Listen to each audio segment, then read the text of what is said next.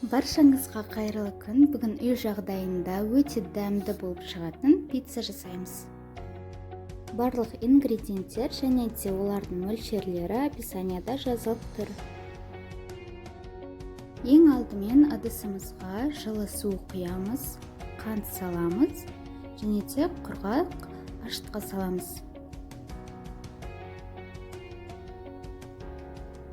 Араластырып, кішкене 10 минут шамасында қойып қоямыз.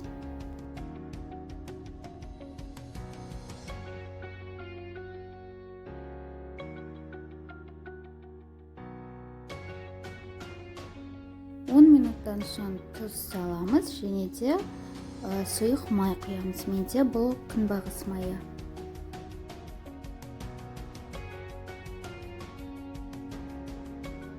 Сұйық массамызға ұнымызды електен өткізіп саламыз. Басында осылай қасықпен жазсаңыз болады, одан кейін кішкене бірге бастаған кезде қолмен елейміз. Енді жұмыс жасайтын орнымызды осылай кішкене маймен майлап аламыз. Біздің қамырымызды екіге бөліп, көтерілгенше қойып қоямыз. Оның бетін бірдемемен жауып қою керек. Арақашықтығын ұмытпаймыз. Олар бізде әлі көтеріліп жайылады, соны ескеріңіздер.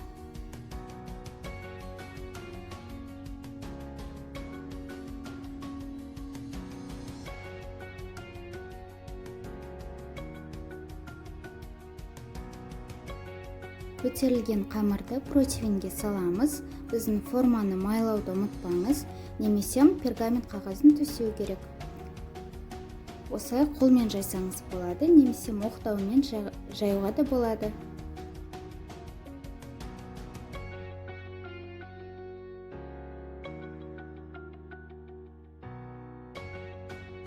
Мен соусына майонез бен кетчупты қолдандым.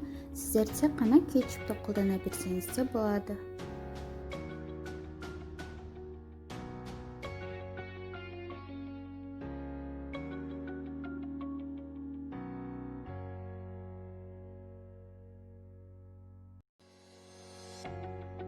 Начинкасы өзіңіздің қалауыңыз бойынша мен осылай сыр мен колбасаны салдым.